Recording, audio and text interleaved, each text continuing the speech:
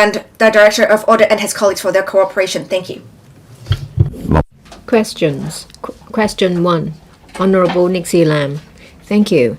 It has been reported that while quite a number of prospective couples have drawn up prenuptial agreements through lawyers to make advance arrangements for the distribution of property and protection of their rights and interests in the event of divorce, prenuptial agreements are not legally binding under the existing legislation. In this connection, will the government inform this council, 1, whether it will consider enacting legislation to ascertain the legal effect of prenuptial agreements, if so, of the details, if not, relevant considerations; 2, whether it will, by drawing reference from the Civil Code of the PRC, categorize a person's property into prenuptial and postnuptial property without converting prenuptial property into joint property between spouses as a result of marriage, if so, of the details, if not, reasons for that; and 3, as it's learned that while a number of people protect their interests in property in matrimonial causes through the trust services provided by banks and trust companies, some banks require a minimum of $1 million in liquid assets or $3 million in non-liquid assets. In some trust companies, asset requirements are also very high. Whether the government will consider taking measures to provide a similar protection mechanism for people whose assets have not met these thresholds so as to further enhance Hong Kong's status as an international asset management center. Secretary for Home and Youth Affairs. President, in a divorce petition, parties to the marriage normally apply to the court for the settlement of financial matters such as the adjustment of property, maintenance, etc. According to existing legislation, the Matrimonial Proceedings and Property Ordinance Cap 192 empowers the court to order either party to the marriage to make to the other financial provision or to make orders for transfer of property, etc. when granting a divorce decree of nullity of marriage, or decree of judicial separation, or at any time thereafter. In consultation with the Financial Services and the Treasury Bureau, the Department of Justice, my reply to the question is as follows. 1. Under Section 7(1) of the Ordinance, the court shall have regard to the conduct of the parties to the marriage and all the circumstances when dealing with financial provisions, transfer and sale of property, etc. The circumstances of the case include income, earning capacity, property, and other financial resources which each of the parties to the marriage has or is likely to have in the foreseeable future, the age of each party to the marriage and the duration of the marriage, as well as the contributions made by each of the parties to the welfare of the family. As the circumstances in each case vary, each application shall be handled according to the actual situation. Under the current law, the court has broad discretion to enable it to deal with different situations properly and make fair arrangements for the division of property. Although currently in Hong Kong there is no legal provisions for prenuptial agreements, the court will, based on the circumstances and the conduct of the parties, consider adopting some or all of the content of the prenuptial agreement. In local cases, the Court of Final Appeal (CFA) also pointed out in its judgment that although a prenuptial agreement could not override the powers of the court to grant ancillary relief, it carried considerable weight in relation to the exercise of the court's discretion when granting such a relief.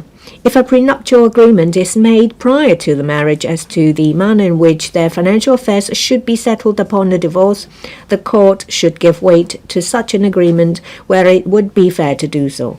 Mandatory enforcement of a prenuptial agreement may, due to the unique circumstances of individual cases, such as something unforeseen occurring after the marriage, result in an unfair division of property and harm to the interests of one party.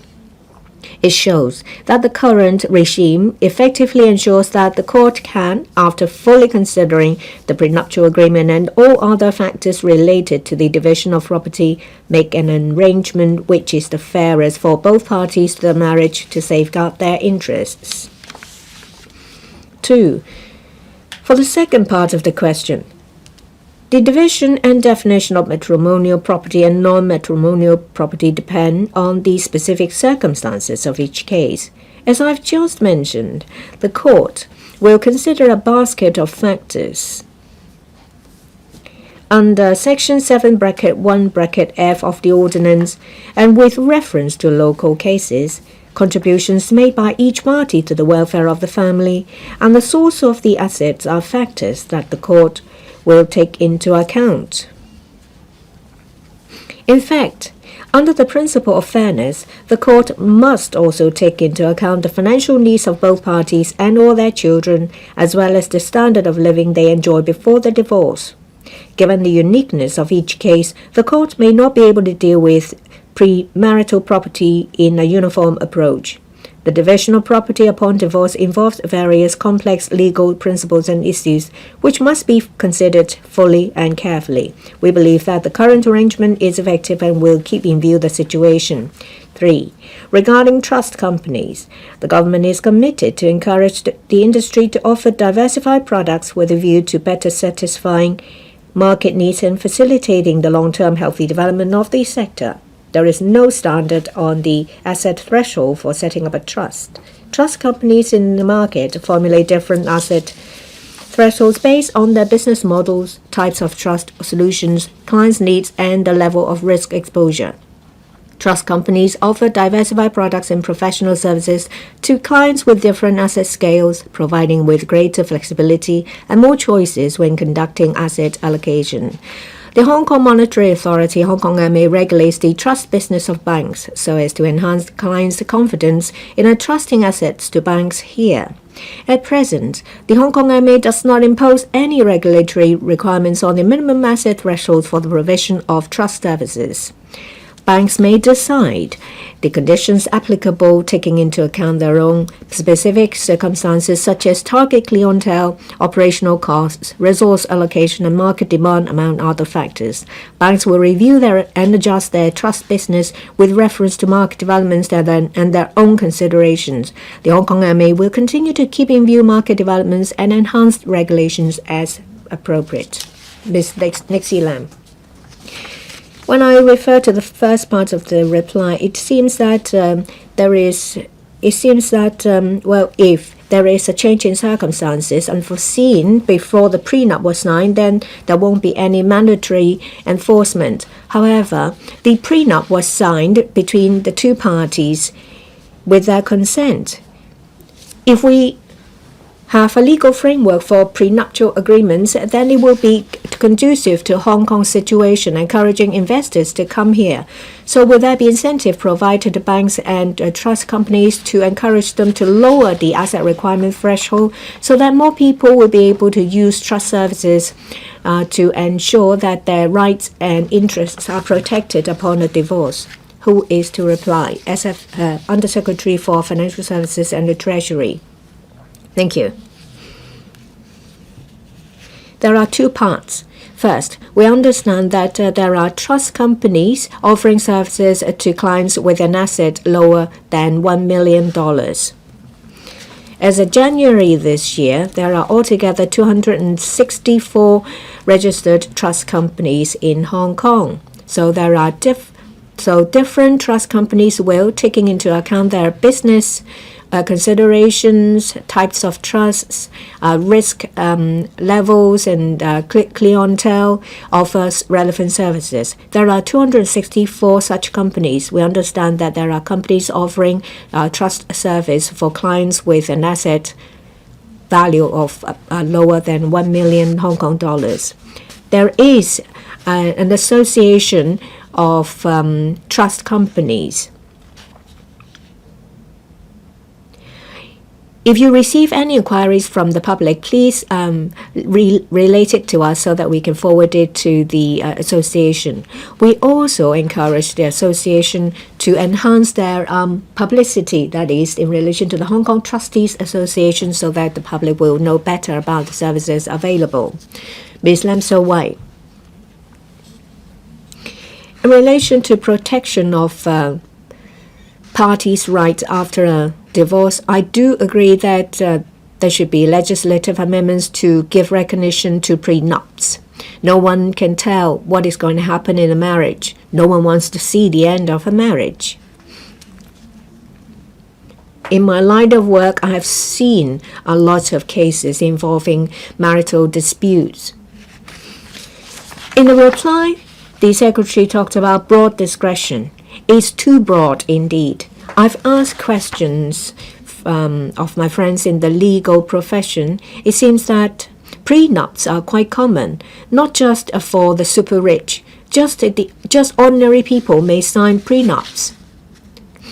The circumstances may change after 20 or 30 years into the marriage. Will the court still take into consideration prenups in the division of a property?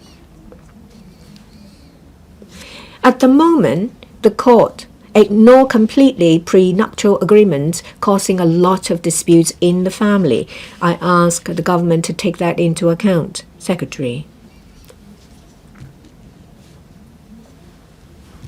As I said in my reply, under current legislation and with reference to local cases, the court will take into account a basket of factors, including the contributions made to the welfare of the family, the principle of fairness, the financial needs of the parties and their children, and the standard of living enjoyed by the parties before the divorce. As I said in my main reply,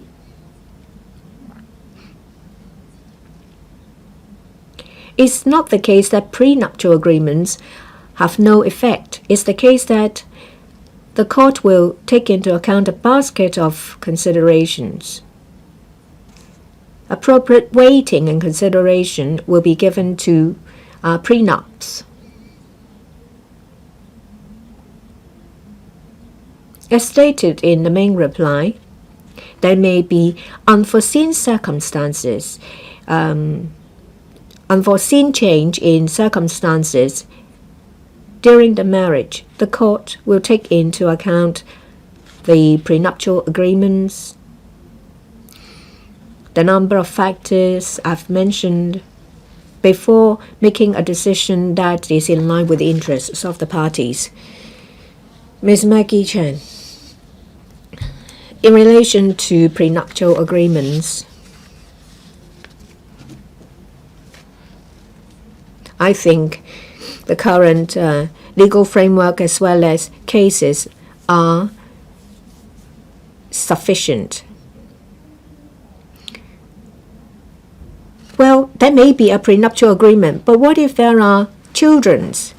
Under Section 7, Bracket 1 of Cap 192,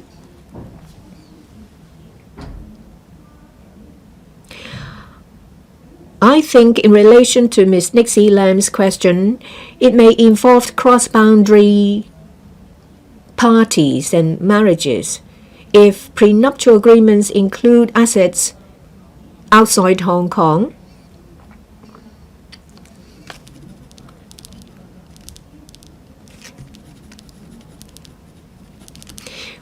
would there be any support given by the court or the government when it comes to matters in maintenance or adjustment of property that relates to assets outside Hong Kong?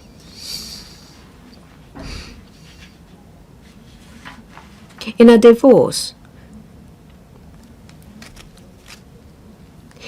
parties to the marriage may have discussions about division of property.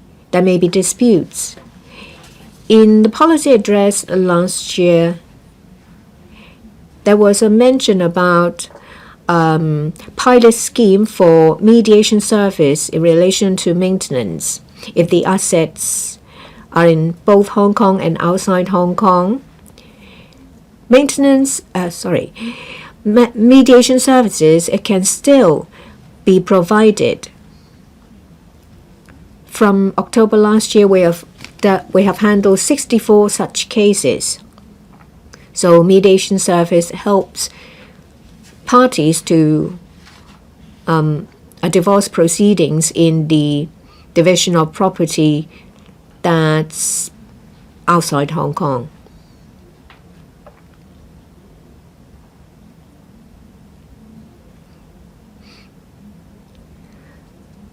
Well, there may be legal matters involved.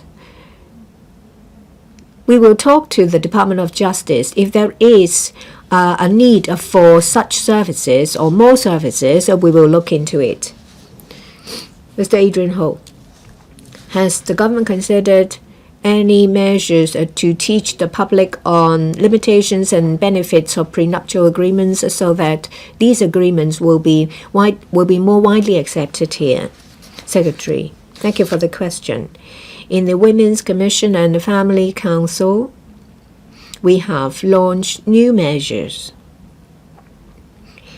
In the Family Council last year, we launched a new subsidy scheme.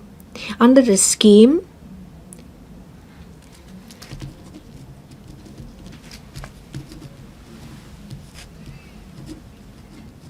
NGO will provide services in relation to family life adjustments, support services to new parents, advice on how to build a healthy relationship with your children.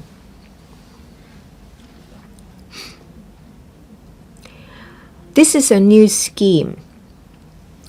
NGOs will provide services to people with different needs, say young people who are planning to get married. Services will be provided to make better arrangements and to adjust better. There is a diversification of services to meet different needs. I thank the member for his advice. We will tell the Family Council in relation to prenuptial agreements. Advice may be given in relation to preparations before the wedding or relevant arrangements. We will also enhance publicity and education. Mr. Porter, well, a lot of people know about body checkups, but when it comes to premarital checks or prenuptial agreements, they know very little. Of course, we don't want our costs to be rigid. In continental jurisdiction, the courts are quite rigid. There has been a lot of controversy and discussions whether it should be half and half.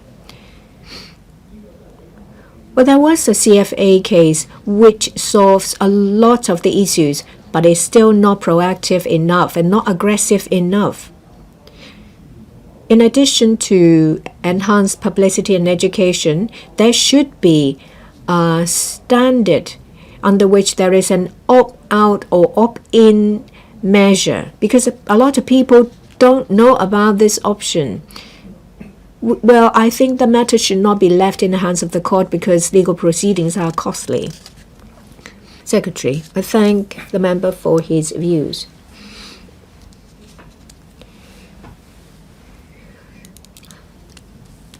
Parties may make use of services to make arrangements before the marriage, and we will talk to the Department of Justice if necessary. Canon Reverend Dr. Kun. The Secretary talked about a mediation service pilot scheme launched in October last year. How many cases have they handled each month? Do they have any plans to enhance this scheme? Secretary, thank you for the question. The pilot scheme started at the beginning of October last year. We have handled so far 64 cases to the end of January. Some of the cases have been completed. Service users have reached an agreement after using the mediation service. The effectiveness is better than what we expected. We have conducted a survey of the service users. They think that the use of the service is good when it comes to division of property and arrangements in a divorce, and they will recommend the service. 64 cases include completed cases in progress. We have received over 300 inquiries. It shows that the service can assist parties to a divorce. We have the support of the Community Care Fund. The pilot scheme will last for 3 years. After the expiry of 3 years, we will take stock of our experience and consider more services to help those in need. Ms. Doreen Kong. There is uncertainty in the existing regime. In some cases, it's not definite. There are changes in common law jurisdictions. Say, for example, in Australia, they recognize prenuptial agreements. In Hong Kong, it's common that people may get married late or they have prenuptial agreements. A lot of people want some kind of protection. So will you have a timetable to see, to consider possible legislative amendments to recognize prenuptial agreements? Secretary.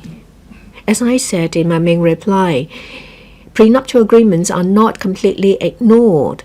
The court will take into account a basket of factors. Prenuptial agreement is one of the factors to be considered. In my reply to other members' questions, this term of government would like to put in place various schemes, pilot schemes relating to a family, say, for example, counseling services, mediation services for divorce cases, advice services to those who plan to marry or those who have just got married.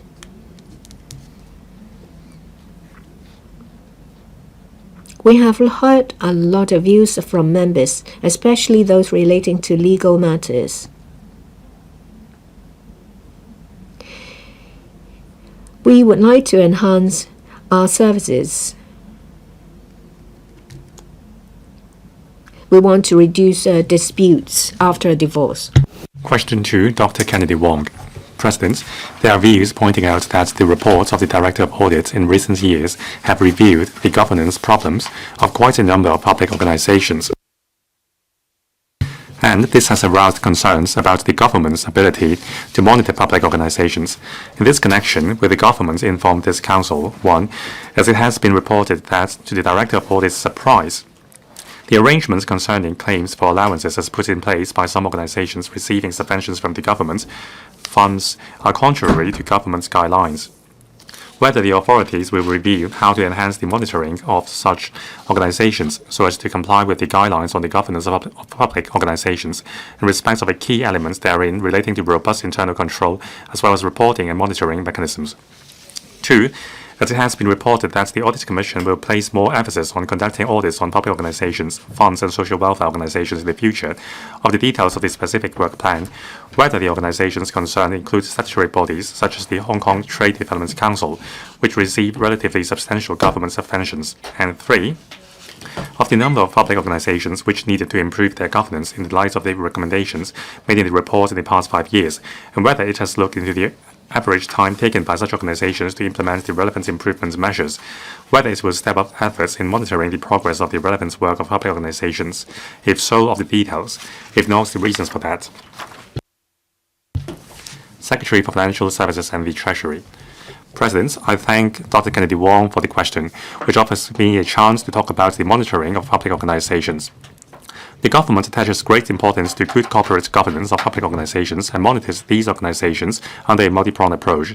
Enhancing corporate governance of public organizations not only uplifts their overall efficiency and cost effectiveness, but also plays an integral role in facilitating effective implementation of the organization's policies and work objectives.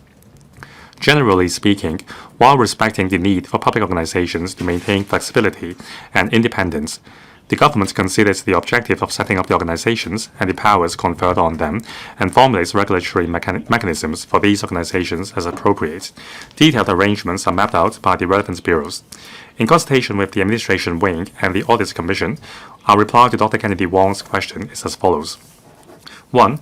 Public organizations should devise a proper governance framework, having regard to the size of the public organizations, the nature of their activities, and relevant ordinances. The relevant bureaus should also ensure that a good governance framework is in place in organizations under their purview. Such arrangements generally consist of the following elements. 1. Setting clear work objectives. 2. Making a clear delineation of roles and responsibilities between the government, the governing body, and the senior management of the organization. And 3. Putting in place robust internal monitoring and reporting systems. Bureaus also appoint appropriate personnel, for example, those with relevant experience and professional knowledge, to the governing bodies of the public organizations with a view to monitoring the organizations in an effective manner. In terms of financial control, subvented organizations are required to prepare a budget annually and submit audited financial accounts to the government. Where necessary, the relevant organizations would be included in the scope of the audit by the Director of Audit. The subvented organizations should also develop comprehensive understanding of the relevant guidelines pertaining to the management and control of government funding, put in place an appropriate system of cost control and monitoring, and abide by the principle of financial prudence, so as to ensure proper use of public money and cost effectiveness. The relevant bureaus will also formulate appropriate monitoring measures, such as drawing up service-level agreements and setting out consequences of non-compliance with the responsibilities. This will be done having regard to the organization's individual targets, nature, and circumstances. Where the director selects individual public organizations for conducting value-for-money audits, the respective bureaus or controlling officers should give their full cooperation and supervise the public organizations under their purview in implementing the audit's recommendations conscientiously. They should also review how to strengthen monitoring in accordance with the elements of robust internal control and reporting monitoring systems set out in the guidelines on governance of public organizations. In a nutshell, the government has strived to enhance the governance of public organizations on various fronts. Bureaus will conduct reviews on the governance of public organizations under their purview from time to time to ensure their effective operation and good governance. 2. The Audit Commission conducts value-for-money audits on a wide range of subjects with a view to ensuring proper use of public money. In addition to bureaus and departments, the Audit Commission may conduct audits on various bodies, such as public organizations, funds and social welfare organizations, having regard to the following circumstances. 1. The body receives more than half of its income from public money. 2. The director is empowered under an ordinance to audit the accounts of the body, and there are currently 23 such bodies. The director conducts audits on the economy and efficiency with which these bodies have used their resources in performing their functions and exercising their powers. 3. The chief executive authorizes the director to audit the accounts and records of the body in the public interest. Or 4. By virtue of an agreement made between the government and the individual body, the director is empowered to audit the body's accounts and records. Examples include social welfare organizations funded under the lump sum grants pension system. As the Hong Kong Trade Development Council does not meet the above criteria, it does not fall into the director's scope of audit. In selecting value-for-money audit projects and according priorities, the director takes into account factors including the materiality of projects, the timeliness, the public money and risk involved, and the benefits to be brought about. Until the reports are tabled in the Legislative Council, the issues under the Audit Commission's investigation are confidential. Therefore, we cannot disclose the specific work plans. 3. Among the 10 reports which the director prepared from 2020 to 2024, 12 chapters involved audit recommendations for 12 public organizations to improve their governance. Of these public organizations, 6 have fully implemented the recommendations made by the Audit Commission and the Public Accounts Committee of LegCo. On average, it takes about 1.5 years for the said organizations to implement all the recommendations. The government reports to LegCo implementation progress of various recommendations in the form of government minutes and annual progress reports. In addition to efforts by the relevant bureaus or controlling officers in monitoring the implementation of audit recommendations, the Audit Commission would also discuss with the PAC the progress of audited organizations, including public organizations, in implementing the recommendations. Thank you, President. Dr. Kennedy Wong. President, according to record, The guidelines on the governance of public organizations was published in year 2008. It has been 17 years since. Will the government consider reviewing the guidelines? If so, the details, if not, the reasons for that. Secretary. Thank you, President.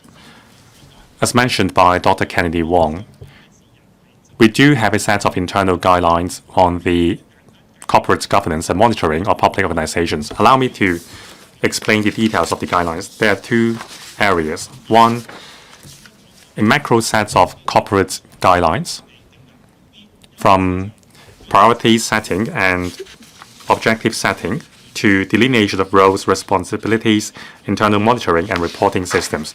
The other one is issued by the FSTB on financial control. The guidelines set out our expectation for the organizations from a financial perspective. As mentioned by Dr. Kennedy Wong, we would review the timeliness of these guidelines from time to time. This is part of our daily work. I would like to emphasize that in terms of monitoring, guideline is just part of it. It is by no means our entire system. We will ensure that the mechanism is working smoothly so that we can identify the problems and address it quickly.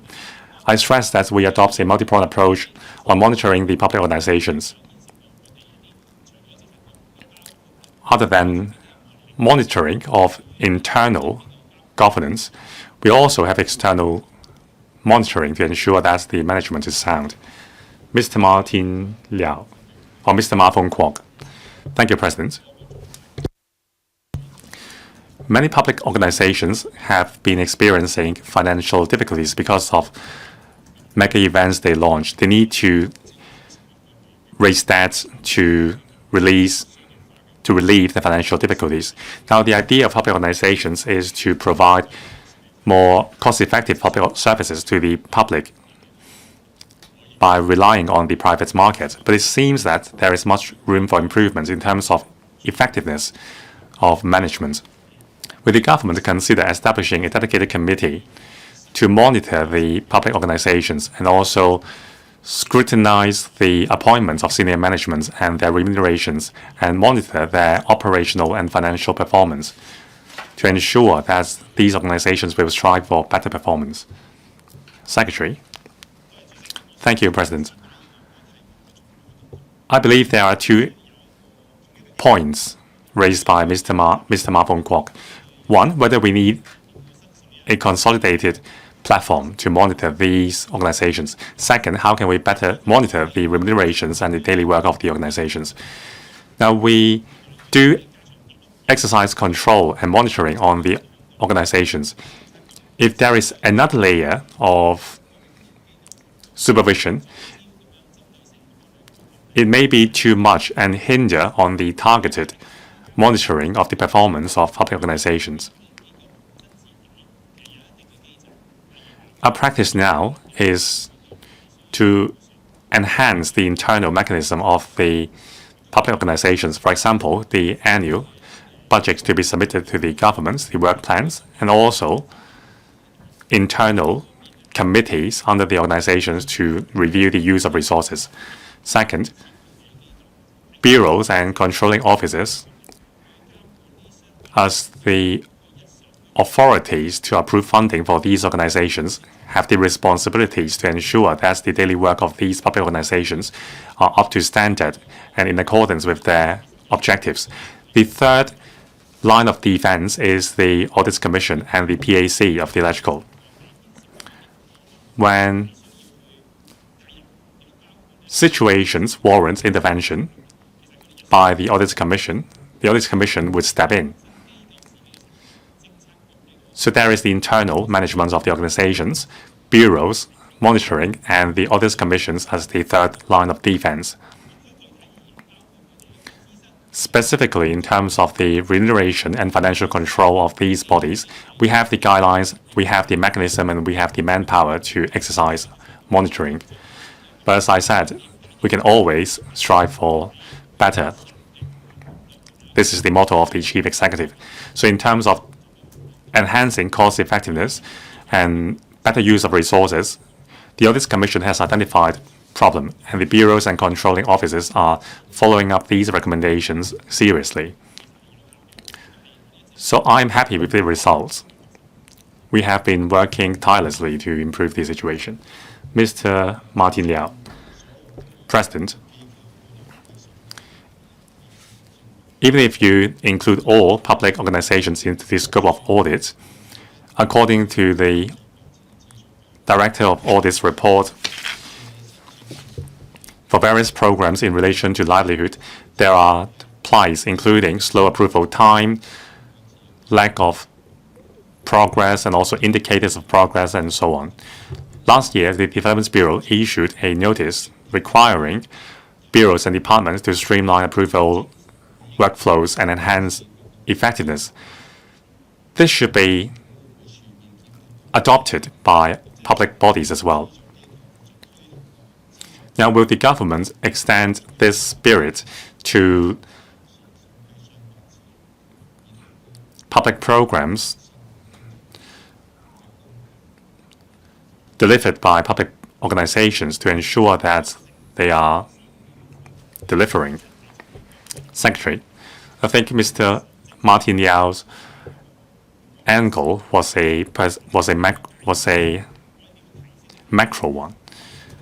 How we can enhance our effectiveness in our daily services. All along, this has been the policy of the government and the public organizations. For example, the Development Bureau has been striving to improve the approval procedures for projects. Of course, we need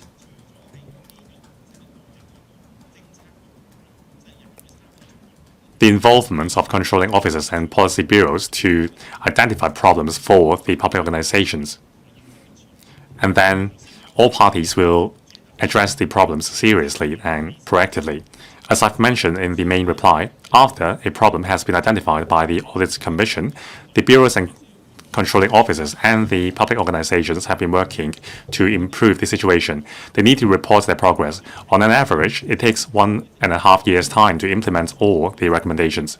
So this has been our pledge to the public. We'll continue to better ourselves.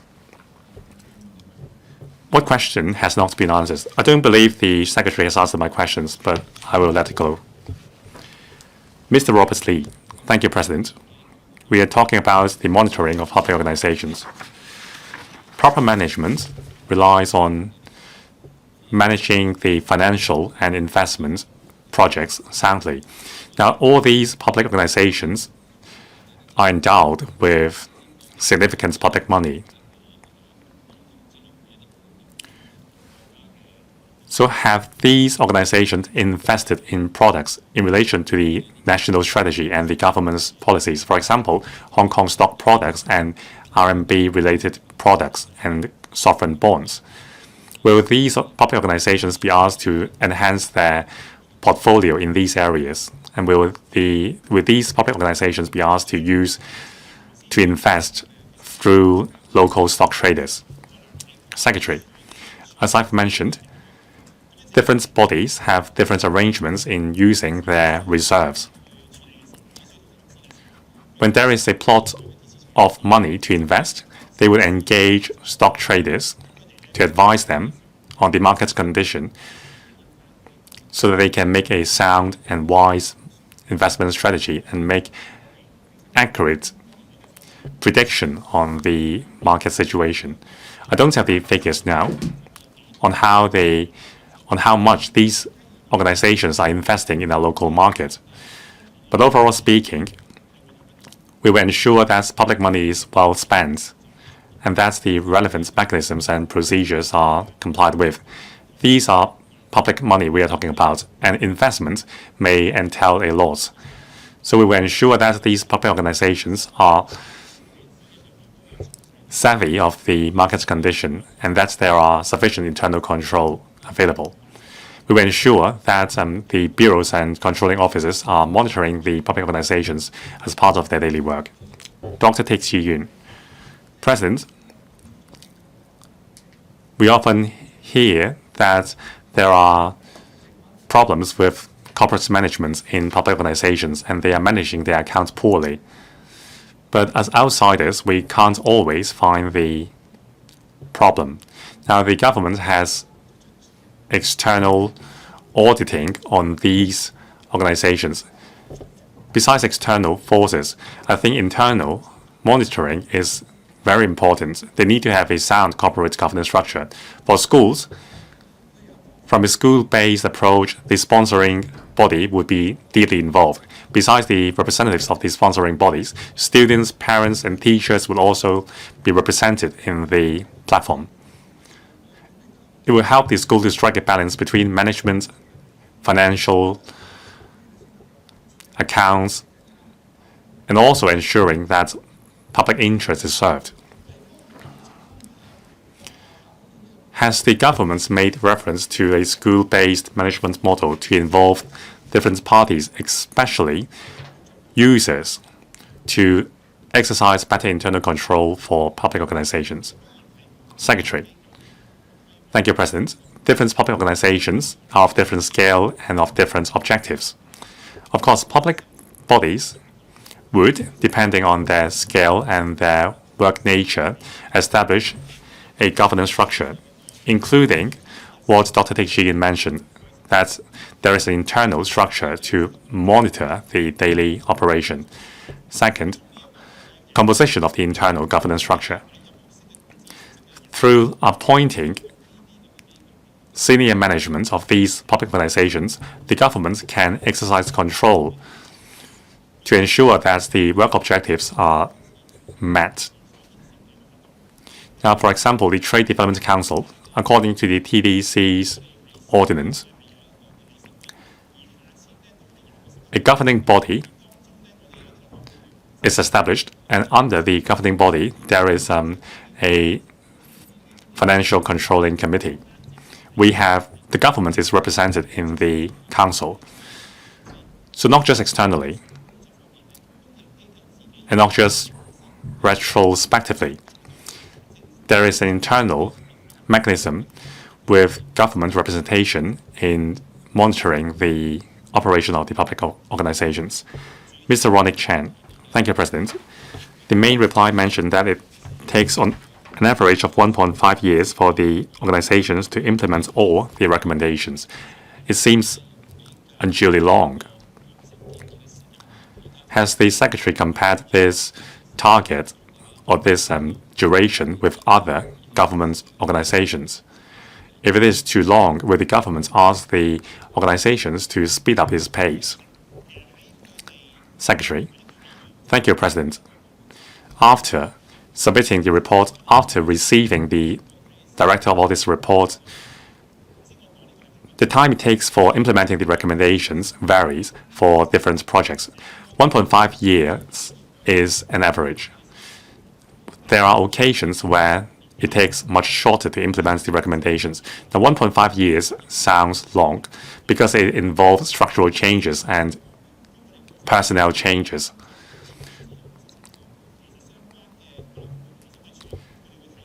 So when a report is made, the Audit Commission would review whether there's room for shortening the duration or whether the duration is reasonable. So timeliness is also a consideration of the Audit Commission. Question 3, Mr. Dennis Leung. President, it has been reported that the relevant works of a number of public housing projects of the Hong Kong Housing Society (HKHS) and the Hong Kong Housing Authority HA were delayed or even suspended last year because the main contractors had defaulted on payment of project costs to their subcontractors. In this connection, will the government inform this council? 1.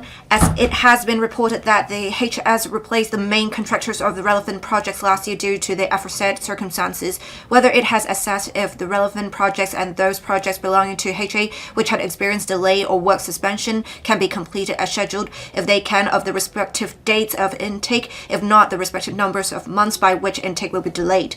2. Whether the government will look into and investigate if there are subcontractors being owed project costs and workers being owed wages in respect of the works projects currently undertaken by the HS and HA, and whether it has measures in place to avoid the occurrence of the relevant circumstances, if it will, of the details, if not, the reasons for that. And 3, how the HS and HA will step up monitoring work in the future to ensure the smooth and scheduled implementation of works and avoid delay and work suspension, and whether they will establish an effective mechanism for replacing the main contractors who have persistently defaulted on payment of project costs to their subcontractors and led to work suspension. If so, of the details, if not, the reasons for that. Secretary for Housing. President, I would like to thank Mr. Dennis Leung for his concern about the construction progress of public housing development projects. In consultation with the Hong Kong Housing Society, our consolidated reply to the question raised by Mr. Leung is as follows. The Housing Authority and the Housing Society endeavor to correspond to the government's policy objectives and are fully committed to constructing public rental housing PRH units and subsidized sale flats SSF, increasing the number and scale of public housing development projects and accelerating the supply of public housing units. The HA and HS, being the major stakeholders of the construction industry, have been managing construction projects in a professional manner and monitoring the contractor's performance according to the well-established mechanism. Each stage of the construction works is supervised by professionals, and experienced construction staff are also stationed on site to supervise daily construction operations and work progress. In addition, we have been paying close attention to whether the contractors have sufficient cash flow to carry out the works smoothly. Currently, we also adopt payment arrangements as deemed appropriate, for example, providing advance payment to contractors at the onset of the contracts, shortening the time frame of payment certification for every phase of works, with a view to facilitating contractors' maintenance of a stable cash flow and enabling smooth construction works.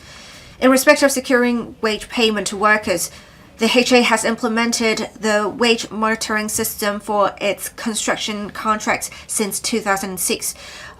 On-site labor relations officers, LROs, will verify workers' records submitted by the contractor, handle workers' complaints and inquiries, and monitor the overall status of wage payment. If there are any suspected cases of wage arrears, the LRO will promptly contact the workers concerned, report the cases to the works project team, and, if necessary, refer the cases to the Labor Department for follow-up action. Furthermore, we have adopted multiple measures in our construction contracts to step up the monitoring and works management of subcontracting, including limiting the subcontracting to a maximum of 2 tiers and requiring the main contractor to submit and implement the subcontractor's management plans. In response to cases of wage arrears incurred from individual projects of the HA and HS in recent months, both took immediate actions to urge the main contractors to resolve the wage arrears in a proactive manner. The HA and HS also leveraged data from the wage monitoring system and looked into the cases of wage arrears with the contractors and the Labor Department as to coordinate as appropriate. Furthermore, special payment arrangement was adopted in disbursing construction fee to contractors to ensure that the main contractors would simultaneously issue checks to workers for unpaid wages upon receiving payment from the HA and the HS. Representatives of the HA and HS were present on site to monitor the check distribution process to ensure workers get the relevant checks. At the moment, most of the wage arrears cases have been properly resolved. The HA and the HS are both concerned about any subcontractors' claims regarding payment defaults by main contractors. While neither the HA nor the HS is a relevant party to the contracts, both coordinate in a proactive manner with the main contractors and their subcontractors to resolve the commercial disputes as soon as feasible. The HA and the HS also sternly request the main contractors to properly manage the subcontractors and resolve disputes in a responsible manner, including by negotiation, mediation, arbitration, litigation. The HA and the HAS also proactively facilitate the communication among the main contractors, the subcontractors, and workers. The HA and the HS have been closely monitoring the progress of their housing projects. In case of delays in individual projects, the HA and the HS strive to take immediate follow-up actions, including urging the contractors to increase manpower, stepping up on-site inspections of construction sites, convening special site meetings to review the construction process to catch up with the delays, arranging meetings between the management of the contractors and construction staff at a more senior level to urge for improvement, arranging flat intake by phases in those completed domestic blocks wherever practicable. Through all kinds of practical and effective means, the HA and HS strive to resolve the difficulties faced during construction and minimize project delays. The HA and HS have replaced the main contractor in some of their projects in 2 HA projects located in Tongchong and Fanling and 2 HS projects located in Fanling and Kuntong. Replacement of the main contractor of another HKHS project located in Hoshiku is also underway. We will continue to monitor the performance of all contractors in the HA and HS construction sites and reflect the contractors' performance in their future tender scoring through the performance assessment mechanism. In spite of individual cases, the overall public housing production target for the next 10 years remains unchanged under the remitting efforts of the HA and HS. Thank you, President. Mr. Dennis LEUNG. President, I can see that the current term government has worked very hard to provide public housing, and they have done much in supervising the main contractor's performance in construction of public housing units. In the main reply, the Secretary said that for some projects, the main contractors have been replaced. It shows that there is potential delay in the construction progress. Last November, I took part in the Tongchong Area 100 wage arrears handling. The workers did not receive their wages, and they are traumatized. They are very worried that if the main contractor is still the one, they will owe wages and they may not go back to work. I think the Secretary did not answer the first part of my question. Whether we have actually experienced delay with the replacement of main contractors. So I want to ask, if there are delays due to such circumstances, will there be penalties handed out to main contractors so as to ensure main contractors will fulfill their responsibilities and we can make sure that the public housing projects are completed as scheduled? Thank you, Secretary. Thank you, President. Thank you, Mr. Dennis LEUNG, for recognizing the Housing Bureau's efforts and in construction as well as supervision. We have on-site supervisory staff. Every day they would monitor the construction progress as well as wage distribution progress or subcontracting arrangements. Whenever there are contractual disputes, our professional teams will help with coordination so as to resolve the relevant disputes. The member mentioned the incident in Tongchong last November, and that incident is exactly where we had intervened very early on when there were contractual disputes. The chief engineer actually went there right away. In fact, they are here today with me. They went there to the site to have an understanding of what is going on and to minimize delay in the public housing project. As I said earlier, we urge the main contractors to, upon receiving payments from us, distribute checks, and that is exactly what we did with the relevant case. And I think we have been quite responsible in every stage of the works in our supervision of contractors. The disputes between main contractors and subcontractors would demonstrate that we need to be carefully monitoring the main contractor's performance, and we have all along had an objective assessment of contractors' performance. It will affect in future their tender scoring, and that will in turn affect their chances of success of bidding for future projects. If they carry on with their poor performance, I believe they are very likely not going to win future bids. So we urge main contractors to make sure workers are being paid. Whenever such circumstances arise, there is inevitably going to be some delay. So, as I said earlier, our professional teams have been working very hard, arranging meetings with relevant personnel to make sure we can catch up with lost time and help with coordination. We'll continue to do work in this regard to minimize delay. Thank you. Mr. Leung and Kwong. Thank you, Chair. Yesterday, the Housing Authority announced that the waiting time is now 5.3 years. It is the lowest in recent years. We can see that this demonstrates the government's commitment and results of its efforts. But we should not see any delay. It is the responsibility of the Housing Bureau to ensure there is no delay. But then we know the Development Bureau also takes part in the supervision of contractors' performance, because if contractors do not perform well, they will need to do something about the contractors.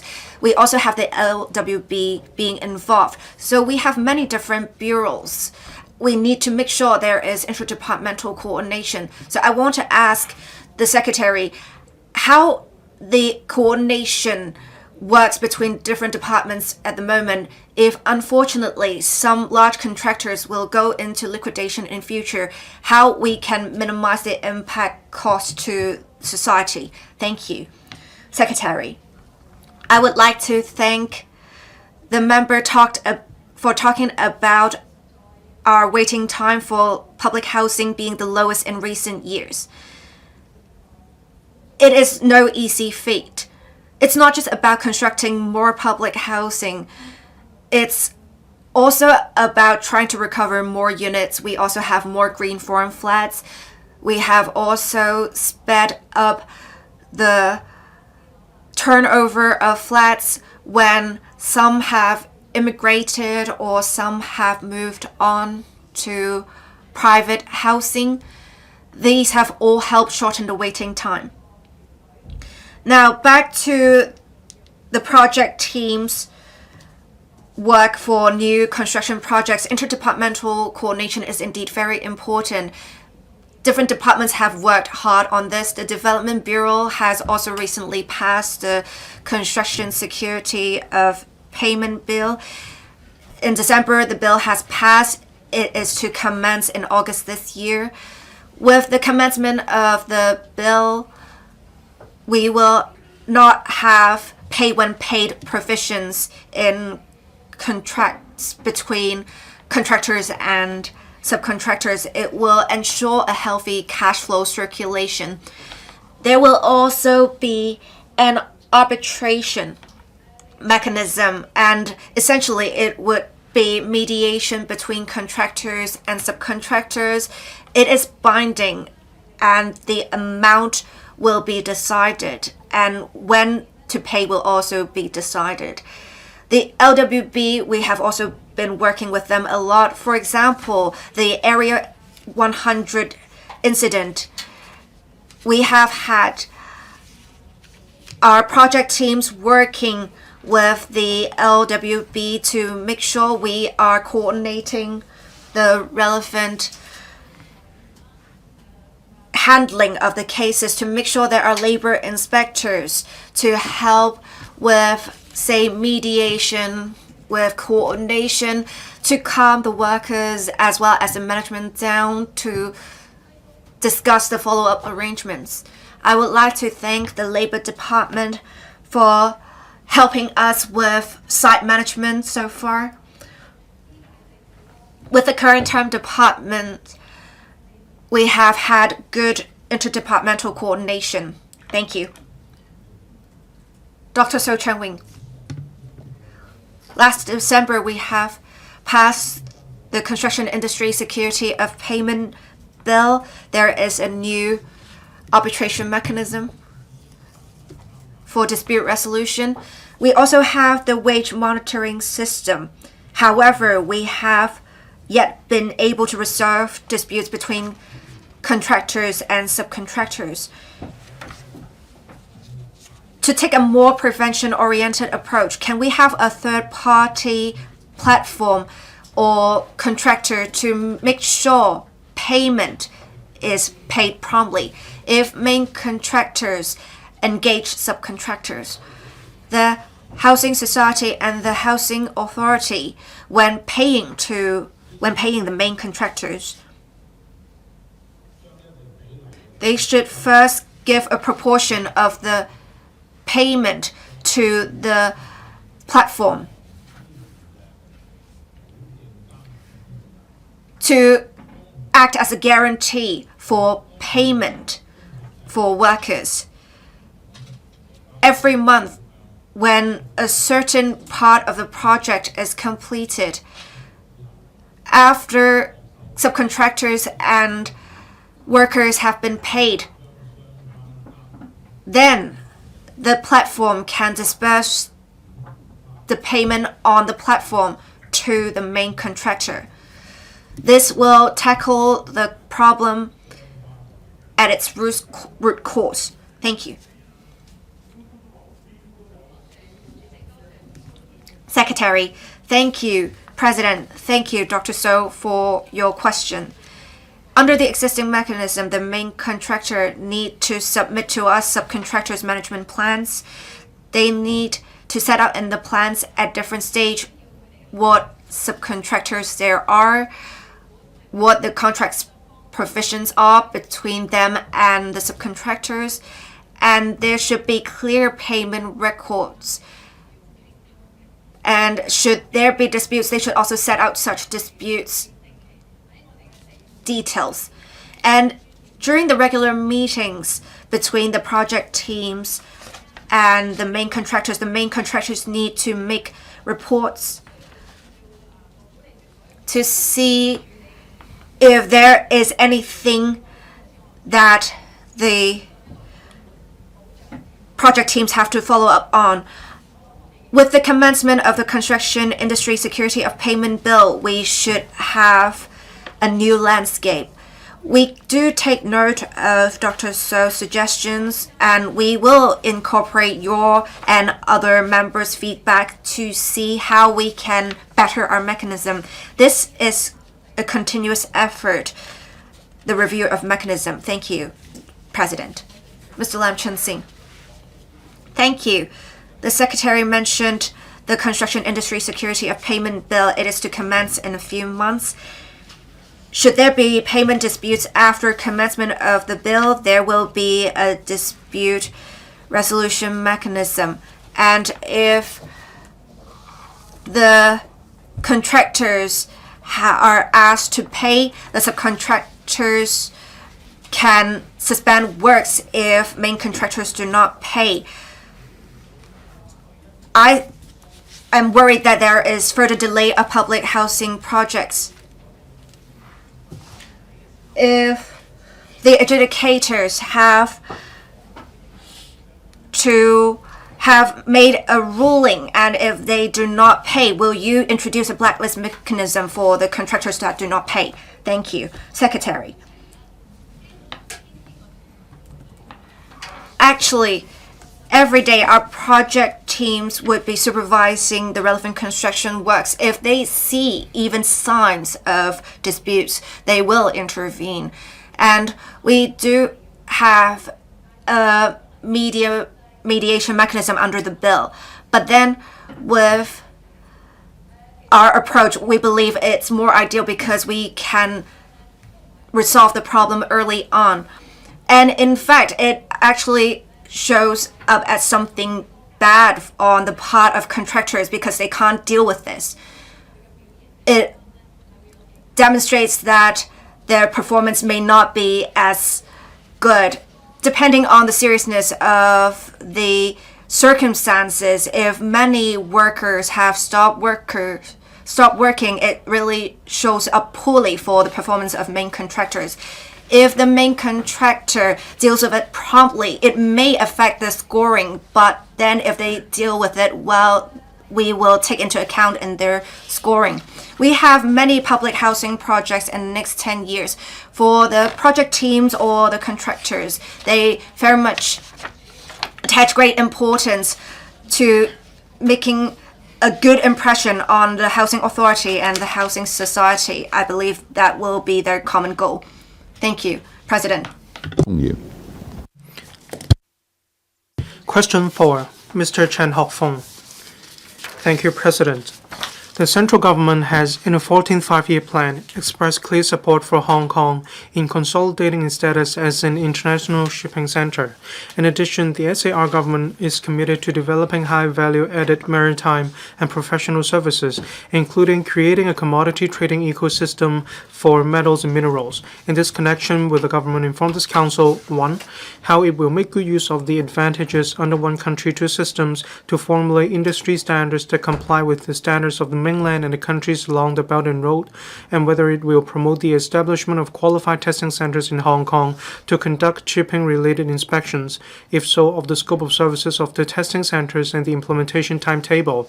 2. Whether it will select shipping transshipment industries with development potential, such as those conducting testing on third-party timber or use electrical and mechanical products, so as to strengthen Hong Kong's position as a port for transshipment of goods to the mainland, such as Tianjin, Shanghai, Zhejiang, Fujian, Guangdong, and Guangxi, and countries along Belt and Road, if so, of the relevant roadmap.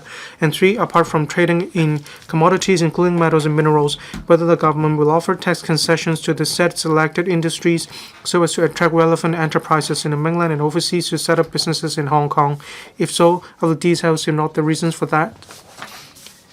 Secretary for Transport and Logistics. President, maritime services, mainly comprising ship management, financing and leasing, marine insurance, maritime law and arbitration, and so on, are the high value-added segments of shipping business, enjoying the advantage of having the strong backup of the motherland and being closely connected to the world. The Hong Kong maritime services sector has its economic contribution increased by some 40% in recent 3 years, that is from 2019 to 2022. The number of port and maritime services companies has also gone up by over 9% from 1,137 to 1,242 from 2018 to 2023. In 2024, Hong Kong ranks 4 in the International Shipping Center Development Index for the 5th consecutive year, reflecting our comprehensive strength in port, maritime services, and overall business environment. The government strives to promote the development of high-value-added maritime services and has launched a series of tax concessions since 2020, including full tax exemption for ship lessors, as well as half-rate tax concessions for ship leasing managers, marine insurers, ship agents, ship managers, and ship brokers. Take ship leasing regime as an example. The number of relevant enterprises has multiplied from 11 to 46 in the 2 years, from 2020-21 to 2022-23. With the efforts of the industry and the government over the years, Hong Kong's maritime services industry has become a golden brand name in the international arena. For example, 3 out of the world's top 10 ship management companies are headquartered in Hong Kong. The Baltic International Maritime Council designated Hong Kong as one of the 4 arbitration venues in 2020, and 11 out of the 12 member associations of the International Group of Protection and Indemnity Clubs provide services in Hong Kong. In addition, the gross tonnage of Hong Kong registered ships is the world's 4th largest, and its port detention rate is among the top 3 lowest of the world's major flags, and its achievement is evident to all. The government is constantly reviewing its development strategy. At present, we are considering the introduction of new tax deduction arrangements for ship lessors so as to maintain the competitiveness of the said tax incentives. Meanwhile, given that the trading of commodities, including metals and minerals, account for more than half of the global shipping trade volume, we are exploring the introduction of tax concessions for physical commodity traders as the next point of growth to foster the development of maritime services. We target to complete the study within this year. In consultation with the Environment and Ecology Bureau, the Electrical and Mechanical Services Department, and the Innovation and Technology Commission, my consolidated reply to the various parts of Mr. Chan's questions is as follows.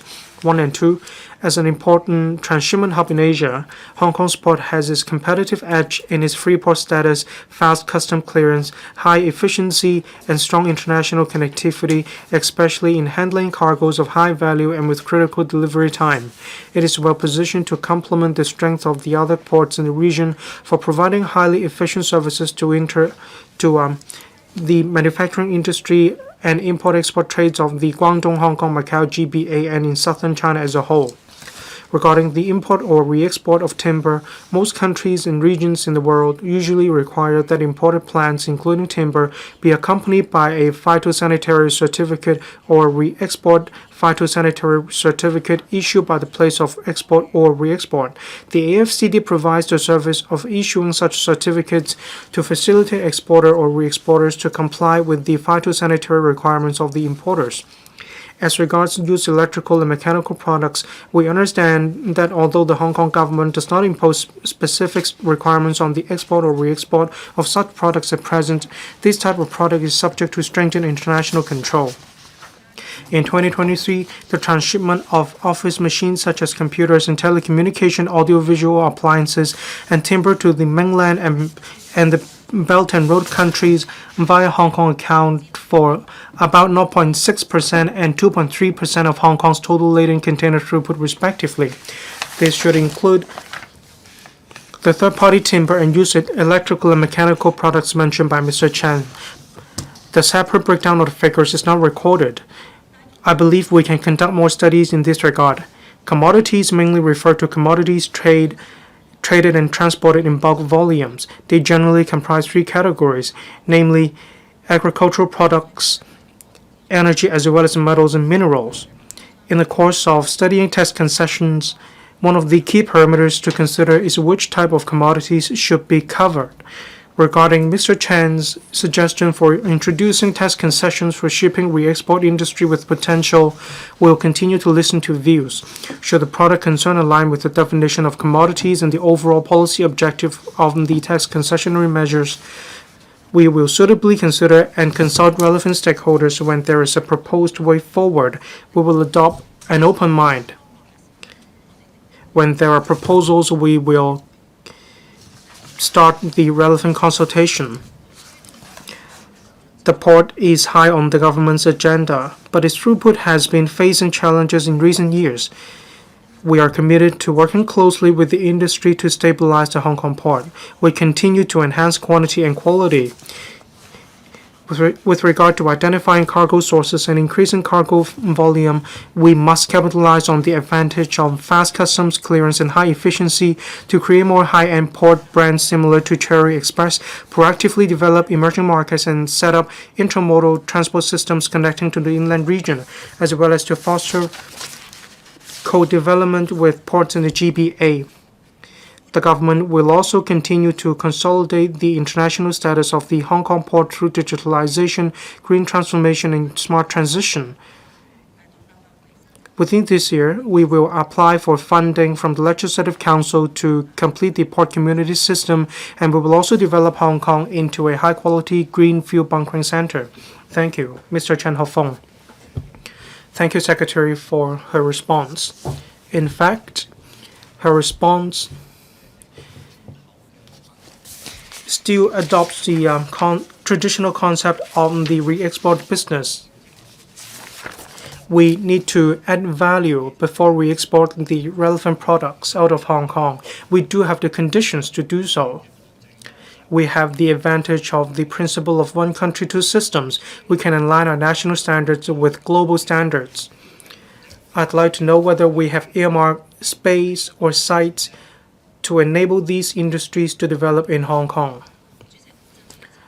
Secretary, President, there are a few parts to Mr. Chan's question.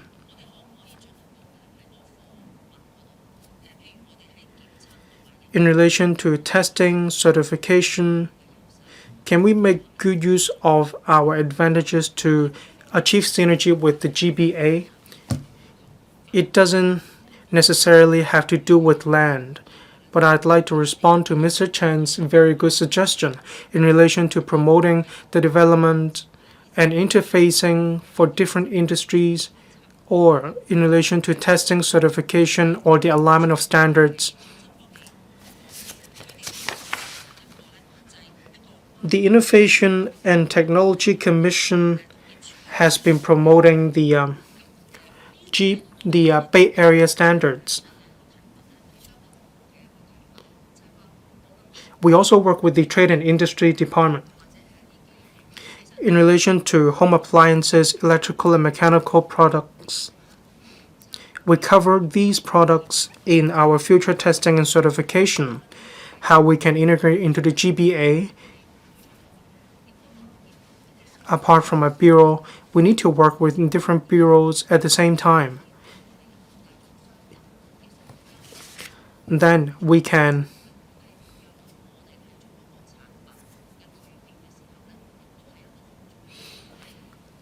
the type of products is a very important element as well. In order to promote the internationalization of the ports, we need to go green. In Chengyi, a parcel of land will be made available to invite expression of interest from the industry. We need to take a proactive approach.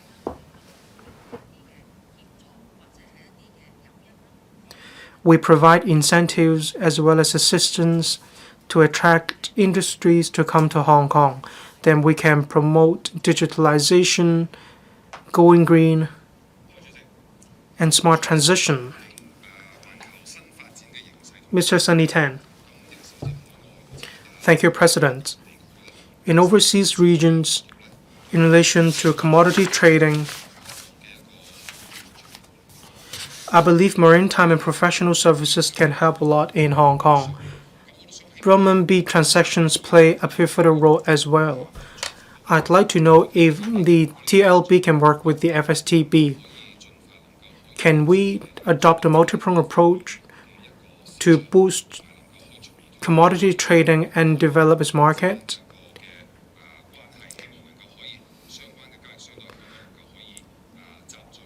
So we can concentrate these transactions in Hong Kong, which will in turn promote the development of the relevant industries in Hong Kong. Secretary, we have the International Financial Center, International Trade Center, and International Shipping Center. These three are equally important. In relation to shipping industry, we have a robust financial system. We are also an important offshore renminbi center. As Mr. Tan mentioned, in relation to renminbi development, we can achieve complementarity. We develop Hong Kong into an international financial center as well as international shipping center. We have a robust and stable offshore renminbi business, which will in turn attract overseas enterprises to establish presence in Hong Kong. Through financial products as well as services, we can promote shipping leasing as well as shipping management. Together with the FSTB, we maintain a close dialogue. Apart from promoting the development of the International Shipping Center, we need robust development of International Financial Center. But we also need to promote the trade of commodities.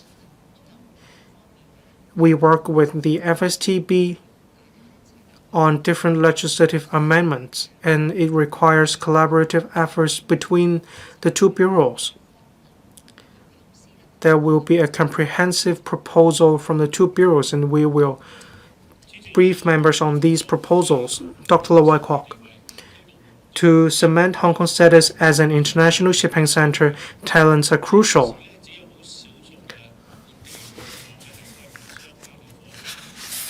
few colleges or academies in Hong Kong organize these courses.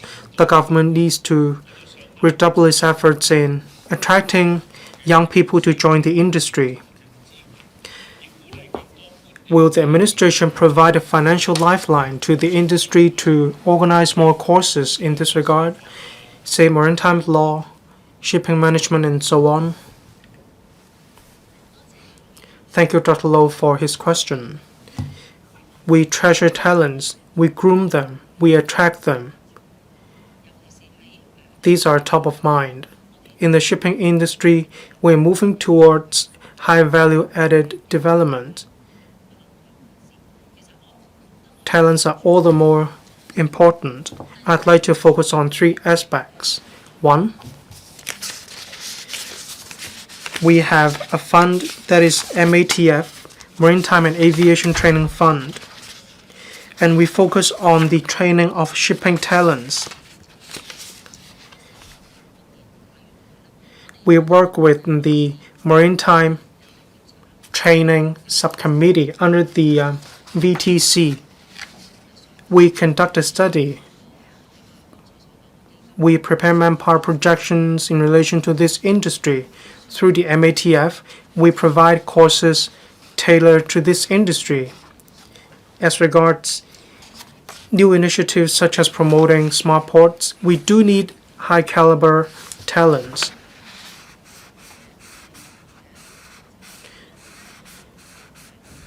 We have courses in the GBA or accredited by the GBA. And for people who aspire to join the industry, they can go to the GBA to take these courses. These are not just traditional skills.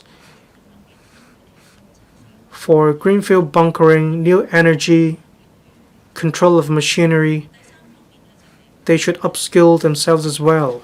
Next, in relation to the talent list, in August 2024, we reviewed the talent list. We suggested that ship examiner as well as other maritime professionals be added to the list. We made this suggestion to the Labor and Welfare Bureau. We provide support to the industry. Mr. Holden Chow. In the main reply, much of the contents is devoted to commodity trading. There's little mention of testing and certification. On a duty visit to France, experts over there told us that Hong Kong is well positioned to develop methanol. In relation to energy trading, this can take place in Hong Kong, and they won't take up a lot of land in Hong Kong. Will the government consider moving towards this direction? Thank you, Secretary. Secretary, thank you, Ms. Holden Chow, for his views.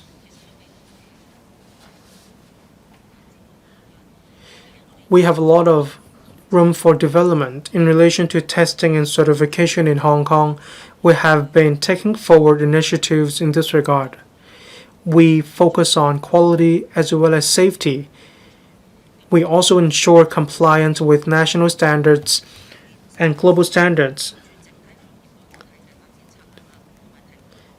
An authority was set up in 2009 to monitor quality and provide testing and certification.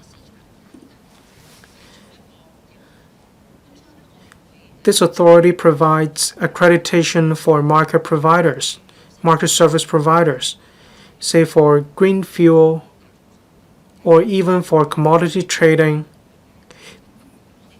They have great development potential. We work with the ITC, Innovation and Technology Commission, as well as the authority to actively explore how we can make good use of the foundation that they have already built to further develop our initiatives. We in the past talked about attracting enterprises to Hong Kong, but testing and certification is a good entry point as well. We can attract different enterprises to set up presence in Hong Kong, and we provide testing and certification services in Hong Kong.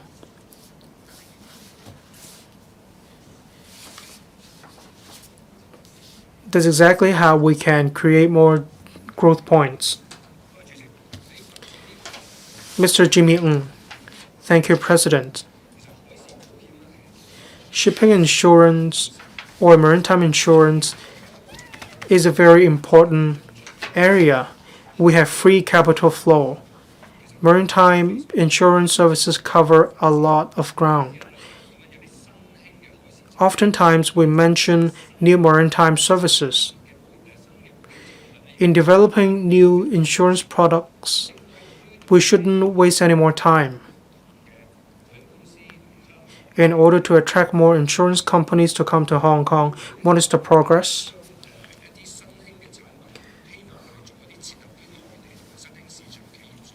Will you consider creating maritime insurance products that are suited to different places so that we can grow the industry larger? Thank you, Mr. Ng, for his questions. The maritime insurance industry is very robust in Hong Kong. In the maritime insurance market in Hong Kong, we provide a whole raft of different insurance products. We have a good foundation in Hong Kong. There are some 80 insurance companies in Hong Kong providing maritime insurance services.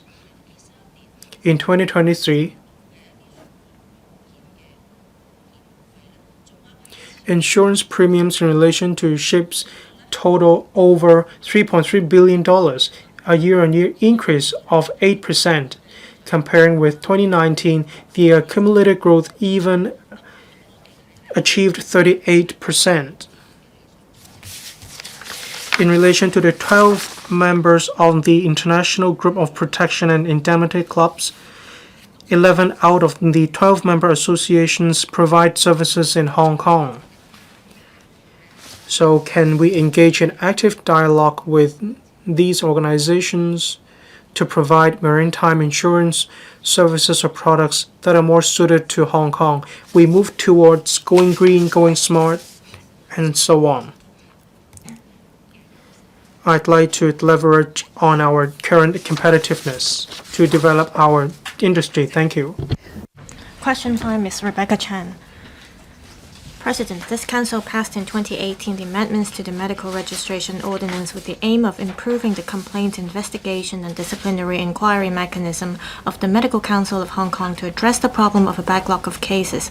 In this connection, will the government inform this Council if it knows 1. The average time taken by the Medical Council to handle a complaint case at present, and the average processing times at the consideration stage by the Preliminary Investigation Committee and the inquiry stage respectively. 2. The total number of complaint cases received by the Medical Council in each of the past 5 years, and among them, the respective numbers of cases in which inquiries were held and the complaints were determined to be substantiated, with a breakdown by the type of medical practitioners involved, that is, private medical practitioners employed by the hospital authority, as well as doctors of the Department of Health. And 3. Among the complaint cases handled by the Medical Council in each of the past 5 years, the respective numbers of cases in which the handling time was less than 2 years, 2 to 4 years, 5 to 7 years, and 8 years or more. Among these cases, the shortest, longest, and median time taken from the lodging of the complaint by the complainant to the completion of all procedures, and the main reasons for cases taking a longer time to handle. Secretary for Health. President, the healthcare professions in Hong Kong are regulated under the principle of professional autonomy by their statutory regulatory bodies established by legislations. They are responsible for the registration of professionals and maintaining and uplifting professional standard and conduct. Under the principle of professional autonomy, these regulatory bodies must be accountable to the public in discharging their duties. They must ensure that Hong Kong can maintain high-quality healthcare services and safeguard the broader interest of the community. The Medical Council of Hong Kong is a statutory body established under the MRO, Medical Registration Ordinance, with the objective of protecting patients, uplifting professional and ethical conduct of medical practitioners, and developing and facilitating professional competency and standard. The Medical Council is empowered by the MRO to regulate the medical profession, including handling the registration of doctors, organizing licensing examination, formulating codes and guidelines for the profession, and conducting disciplinary inquiry against complaints made by members of the public in respect of professional misconduct of doctors. Under the principle of professional autonomy, the government respects the work of the Medical Council in regulating the medical profession. Handling complaint cases is an important function of the Council, and it's key to maintaining the professional standard of the medical profession and protecting the health of the public. The mechanism of complaint investigation and disciplinary inquiries must be fair, impartial, transparent, and efficient to ensure the quality of healthcare service and patient safety, safeguard the rights of patients, and facilitate mutual trust between patients and healthcare professions. The government's role is to ensure that the healthcare system operates smoothly and that the regulatory bodies keep up with the times and the changing needs of society. To that end, the government will keep the MRO under regular review to enable the Medical Council to better carry out its various functions to regulate the medical profession. The government proposed to amend the MRO in 2017 to enhance the efficiency and flexibility of the mechanism. We set up inquiry panels under the Medical Council to conduct inquiries, increase participation of laypersons in inquiry proceedings, and increase the number of assessors to ensure there will be sufficient medical assessors and lay assessors to participate in the work. The legislative amendment was passed by the Legislative Council in 2018 to enhance the efficiency of the Medical Council in handling complaints cases. The average number of inquiry cases heard per year in the past 5 years was 18, increased by 90% compared to an average of 25 cases per year before the legislative amendment. The average time for completing an inquiry case also dropped from around 6 years to 3.5 years. At present, the establishment of the Medical Council Secretariat comprises of 30 civil service posts, and contract staff are also engaged. The government will review the services provided by the Secretariat from time to time and increase its operational efficiency through various measures. To better support the Medical Council in discharging its statutory duties, the government will also consider suitably increasing manpower and other resources for the Secretariat where necessary. In response to Ms. Rebecca Chan's question, after consulting the Medical Council Secretariat, my consolidated reply is as follows. In the past 5 years, the number of complaint cases the Council received per year ranged from around 500 to 3,000. The number of cases requiring disciplinary inquiries and involving doctors in private practice and in the public sector and the number of substantiated cases are set out at Annex A. As for complaint cases that were concluded, the Medical Council had concluded over 8,700 complaint cases in the past 5 years with an average processing time at 27 months. In 98% of these cases, disciplinary procedures were completed within 4 years after receiving the complaint. Other cases that required longer processing time were usually more complex in nature, requiring time to examine relevant medical records and expert reports and consult legal advice. Among these complaint cases, the preliminary Investigation Committee dismissed around 7,000 cases for being frivolous or complainants not providing further information. It decided that no inquiry by an inquiry panel was to be held in around 1,500 cases, and it referred 3 cases involving the physical and mental condition of the medical practitioner to the Health Committee for consideration. Disciplinary inquiries were required in only 221 cases. The 8,700 concluded complaint cases, broken down by processing time, are set out at Annex B. The government will continue to strive for reforms to enhance the quality and efficiency of healthcare services. Starting from last December, we have been inviting the healthcare service sector to form the Institute for Medical Advancement and Clinical Excellence to establish a professional platform to develop evidence-based clinical protocols and explore the feasibility of devising service quality and efficiency standards for public and private healthcare sectors. We also legislate for private healthcare price transparency and we will consult the sector within this year. We are happy to listen to people's views. Thank you. Ms. Rebecca Chan.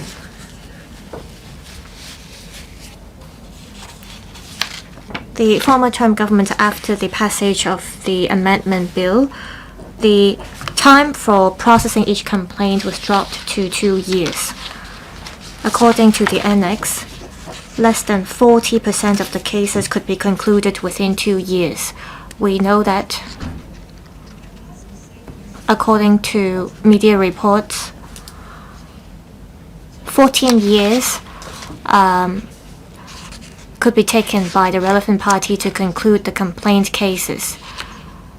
The administration didn't reply to my question about the backlog of cases and the longest time required for completing the cases. How many of these cases have to take 10 years? And what's the longest time taken to handle these cases? What were the reasons behind? Was it because of a lack of manpower of the Secretariat, or was it because the relevant cases were too complicated? Secretary, I thank Ms. Chen for the questions.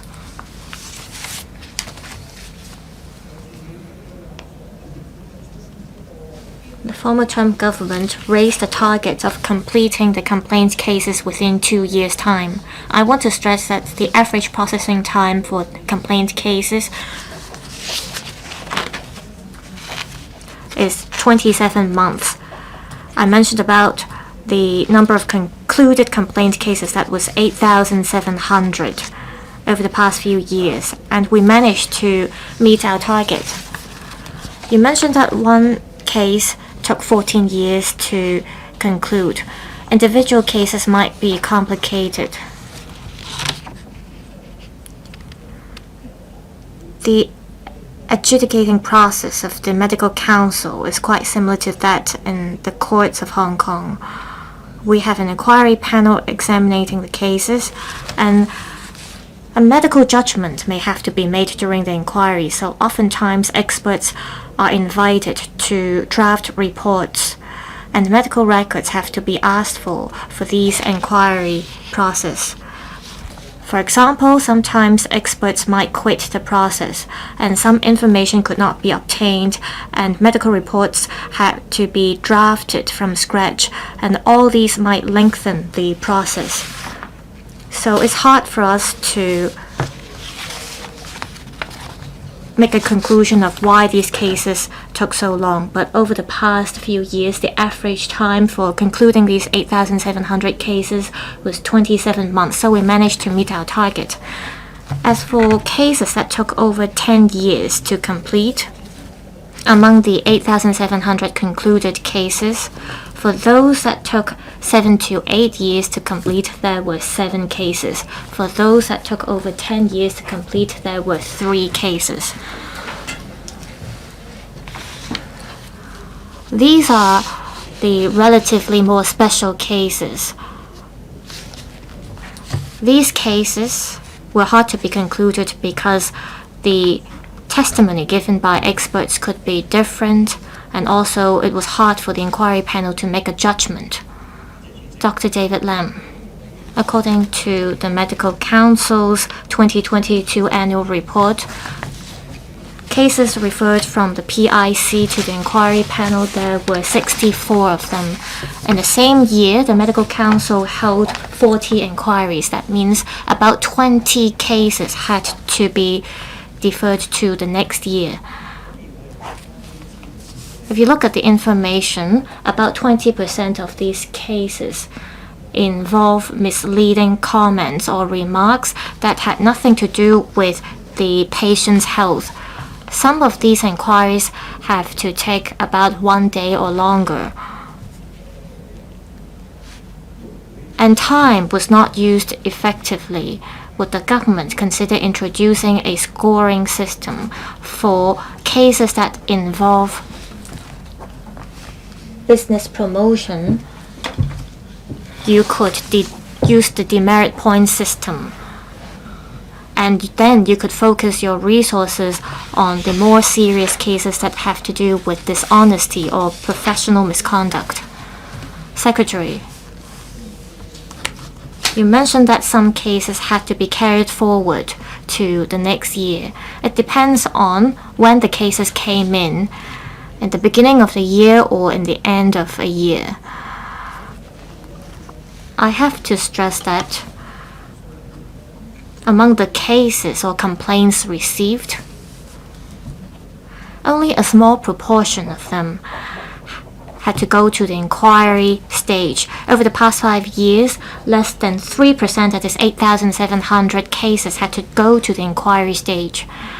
As to whether we could introduce the demerit point system or a speedier system to handle the cases, we will leave it to the medical council to decide how to handle the cases. However, I do have to stress that only a small amount of cases had to go to the inquiry stage, and the medical council has managed to handle the cases in a speedy manner, and only 8,000 cases had to go to the inquiry stage. Dr. Chang and Kong. The principle of professional autonomy should not override public interests. We have to care about the lives of patients. 27 months is a long time as the average processing time.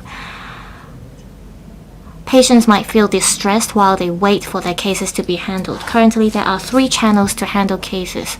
For those involving public hospitals, the HA would handle the cases. For cases involving the Department of Health, there is a separate mechanism, and the medical council focuses on cases involving doctors in private practice. The government should look at this seriously.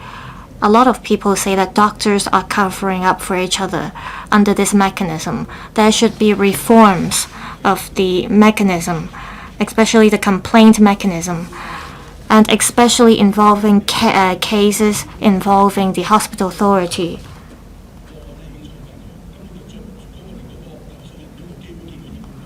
A lot of times, the complainants do not even have a chance to meet the members of the hospital authority before the cases were concluded. Could there be a public or a tribunal service committee set up to deal with these complaints? Secretary, professional autonomy does not contradict public interest. It is only with professional autonomy that we can protect the interest of the public.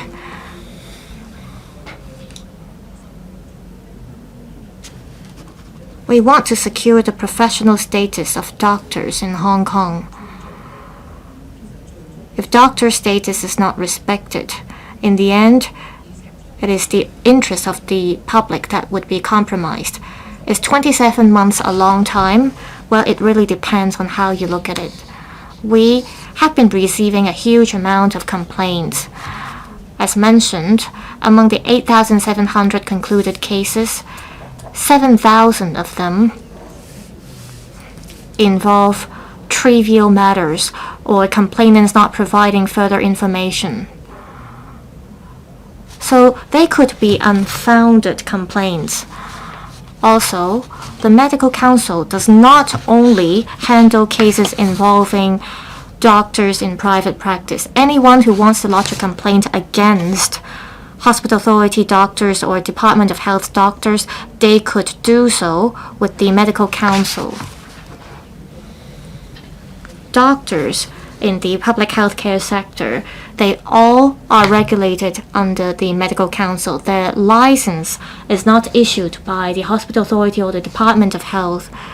The medical council has the power as well as the obligation to deal with complaints against doctors in the public healthcare sector.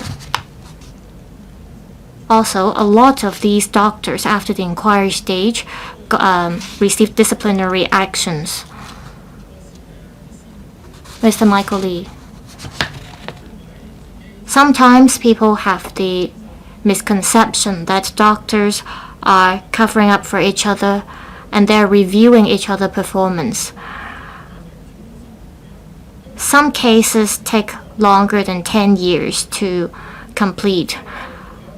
Patients who lodge complaints, they want to have their cases dealt with in a fair manner. Will you engage a third party or a professional body to clear the backlog of cases, especially those that took 10 years to conclude, so that patients could obtain justice? Secretary. The inquiry panel as well as the preliminary investigation committee involved the participation of lay persons. So it is not the case where doctors only are reviewing these cases. There has to be 4 registered doctors as well as 3 lay persons sitting on the inquiry, sitting in the committee. And for the inquiry panels, there are 3 registered doctors as well as 2 lay persons. So there are lay persons involving in these inquiry proceedings as well as complaint handling procedures. You mentioned about cases that took over 10 years to complete. I have to give you some accurate numbers. I don't want to give people the impression that all cases handled by the Medical Council took over 10 years. The truth is that among the 8,700 concluded cases, only less than 3 took over 10 years to conclude. And these cases were complicated, and so a judgment could hardly be made. So there were only 3 cases among these 8,000 some cases that took a long processing time. Ms. Doreen Kong. Late justice could not be considered a justice. I believe what Ms. Rebecca Chan was saying is that we should speed up the complaint as well as the inquiry handling procedure. This is what members of the public want. We want these inquiries to be concluded within a reasonable time frame. It doesn't mean that we do not respect healthcare professionals. We do respect them. I also understand that only a small number of cases took a long time to complete. There's always room to strive for improvement and excellence. Is there room under the existing system to make improvement? Would you promise to make changes to improve the system? Secretary. We from time to time review the system. I have to stress that individual cases could be complicated, and they might not be able to be concluded within the targeted time frame. As mentioned, 3 cases took longer than 10 years to conclude. We have to look at the reasons behind.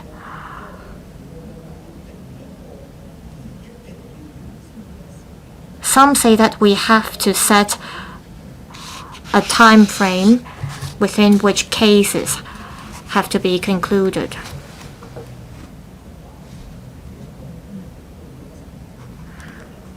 Well, this does not only involve a legal judgment, but also opinions of experts, and oftentimes experts may not align with each other in terms of their comments and views. If we set a hard target on the time frame during which we should conclude the cases, it's like asking the courts to conclude all the cases within a certain time. Thank you. Last question seeking an oral reply. Ms. Judy Chan. The Department of Justice issued a statement last month formally appointing Nina Wang Charity Management Limited as the trustee of the charitable trust of Mrs. Wang's estate. There are views that as it has been almost 10 years since the Court of Final Appeal handed down its judgment on the estate of over $140 billion, coupled with the high management fees of the charitable trust while yielding no social benefit, the trustee should release the estate for charitable purposes as soon as possible, particularly when the government is facing a deficit and needs the support of the business sector to promote charitable causes. In this connection, will the government inform this council? 1. Whether it knows the relevant expenses incurred in dealing with the management, legal proceedings, etc. of the aforesaid charitable trust since the CFA handed down its judgment in 2015. 2. When the authorities plan to announce the membership of the Trustees' Board of Governors, the scheme of administration for the estate, and other relevant information. And 3. How it supports the trustee in fulfilling its responsibilities, including assisting the trustee in manpower deployment and formulation of relevant budgets, so as to facilitate the trustee's vetting and approval of charity projects, conduct of fundraising, and preparation for setting up a fund on a Chinese prize of worldwide significance similar to that of the Nobel Prize, in accordance with Mrs. Wang's testamentary wishes. Secretary for Justice.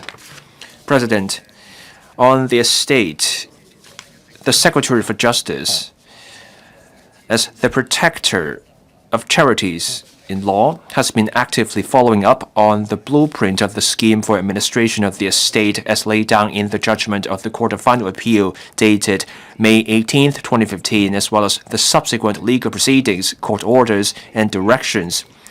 On May 16, 2024, the court approved the scheme submitted by the SJ, who then made an application to the court to appoint Nina Wang Charity Management Limited as the trustee. With the court approval granted on November 21, 2024.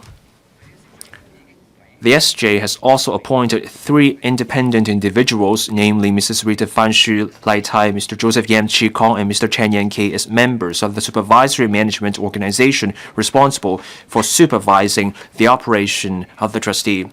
In relation to Ms. Judy Chan's questions, my reply is as follows. The expenses incurred by the interim administrators in managing the estate have been prescribed by the court in the appointment order and are subject to the court scrutiny.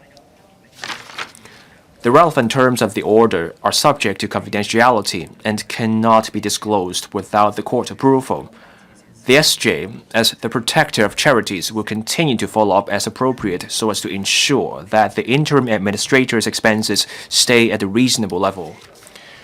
On the expenses incurred in the related judicial or legal proceedings, we are unable to provide such information as those proceedings are still ongoing and the legal costs have yet to be taxed. So at this stage, I cannot provide the information. On the second part of the question, when we can announce the composition of the trustees, board of governors, details of the scheme, and other matters, based on the terms of the scheme approved by the court, the trustee will have to follow the terms of the scheme and its articles of association. And then, in due course, at the time it thinks fit, it will disclose the information. 3. The trustee's main duty is to implement the court's judgments and the relevant procedures under the scheme. In view of the significant public interest involved, during the interim period, the DOJ has been providing suitable support and assistance in the preliminary work. That includes assisting the trustee in forming its board of governors so that the trustee can make proper and expeditious use of the estate for charitable purposes pursuant to the scheme and the late Mrs. Nina Wang's wishes. The trustee's operation, upon commencement, will be supervised by the SMO, which I just mentioned, the SMO formed by the 3 individuals as provided for under the scheme. Unless warranted, the DOJ generally will not intervene or get involved in the trustee's operation, but the SJ will continue to properly supervise the trustee's operation in line with the law as the protector of charities. When needed, we will exercise our statutory power or legal power to take appropriate actions. The DOJ firmly believes that once the trustees' board of governors is established and operational, and with the supervision of the SMO, the trustee will do its utmost in running the charitable trust, and that includes considering an independent audit of the trust assets, launching charitable project, carrying out fundraising and establishing a fund in the Chinese prize of worldwide significance similar to that of the Nobel Prize to fulfill Mrs. Wang's testamentary wishes. And that will bring benefits to the country, including different sectors of Hong Kong society. Ms. Judy CHAN. I understand that some legal proceedings are still going on. The Secretary cannot provide certain information. But this is a matter of immense public interest. So the focus of my question is, why drag this process out? How do we make proper use of the estate of the late Mrs. Nina Wang? So here's my follow-up question. How do we supervise the finances to make sure it's financially sustainable? How do we ensure the social benefits of this charitable trust? Secretary for Justice. There are two parts to the member's question. So why take so long? I want to make this clear that much litigation is involved. In 2015, the DOJ, the CFA, made a major decision and that handed down a judgment on interpreting that will. At that time, the China CAM Charitable Foundation was involved. A decision was made whether it was a suitable trustee. In 2019, litigation took place at different stages. The court had to make different legal decisions. One issue was China CAM, on the other side of the litigation, was solvent, whether it was fit and proper as a trustee. And then in 2023, after lengthy hearings, after hearing evidence from both parties, the court established that the China CAM was no longer suitable as a trustee. So the court's instruction was that we had to come up with a plan for the charitable work. And then last year, 2024, we went ahead with the work. We worked at speed. We found the suitable persons. We appointed 3 people as the SMO. We started the work on identifying the suitable candidates who will serve as the governors of the trust. So much of that was something that the government could not decide alone. Where possible, we tried to work at speed. We do understand the public concern. Now, going forward, how do we supervise this charitable trust? How do we make sure that the assets are put to proper use? The court has approved the scheme of administration. We look at the framework and see how we can achieve our goal. Let's look at the approved scheme. There are several layers of supervision. First, the DOJ has to appoint 3 people to the SMO, and I've mentioned these 3 individuals. They play a key function. They will be supervising the board of governors. They are like the directors of a board of a listed company, because they will be overseeing the operations of China CAM Group. So you have the board of governors, and then on top of that, you have the 3 individuals of the SMO, and I appointed the 3 individuals. So with this institutional setup,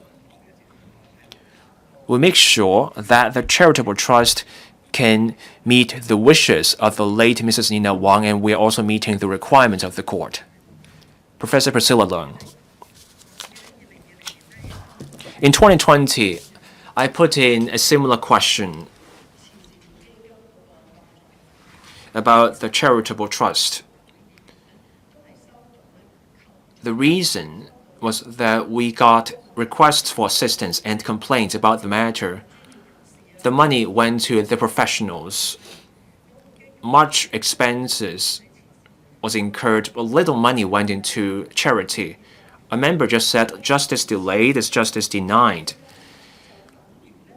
delay in using the estate is against public interest.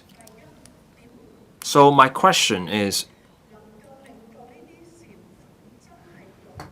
how do we make sure the money for charity goes to people in need? It's more than $100 billion. Now we heard the complicated structures. Professor Leung, you have asked a question. My question is, will there be a special mechanism? You have already asked your question. Secretary for Justice. I thank Professor Leung for his question. Over the years, we had to take care of the legal matters. The interim administrator also followed the court order by spending some of the money on charitable purposes where appropriate. As far as I know, more than $70 million has been spent on that front over the years. So how do we make sure the money is well spent?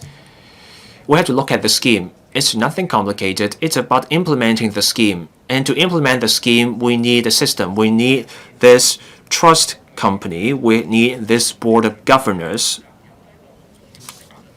Now, of course, there's also this fiduciary duty. The board of governors look at how the money can be spent in a way so that it goes to charitable causes and creating this Chinese prize that will be similar to the Nobel Prize. Implementing that will be the responsibility of the board of governors, and that board will be subject to oversight by the SMO, and the DOJ will have a part to play. But the DOJ cannot do the work for the trustee. Mrs. Regina Ip.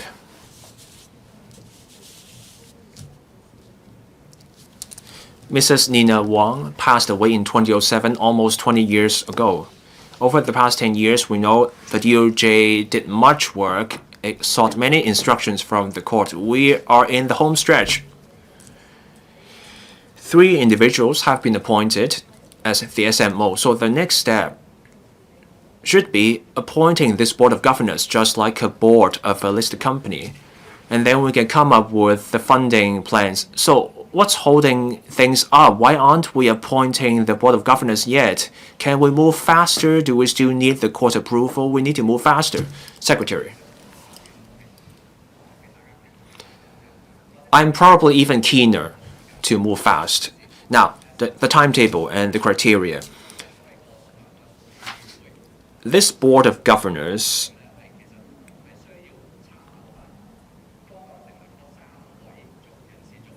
needs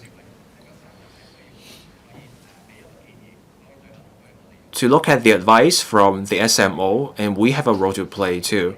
Now, in the court's judgment, there are requirements for the board of governors. Many matters will be covered because the work of the charity will cover many things. Now, to deliver on this shared goal, meaning making sure the money will be well spent,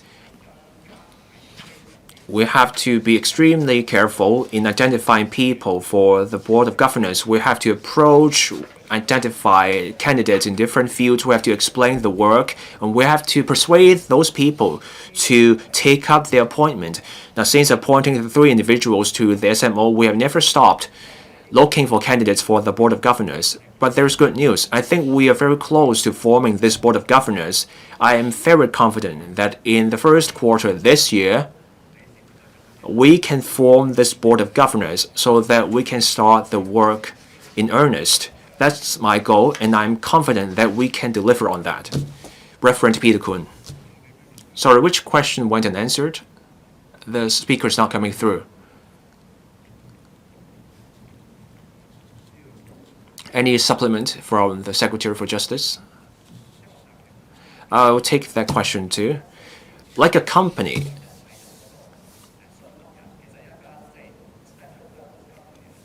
it's a special purpose company, special purpose vehicle company. Now, the SMO needs to be consulted, and that's the arrangement. Reverend Peter Kuhn. Thank you, President.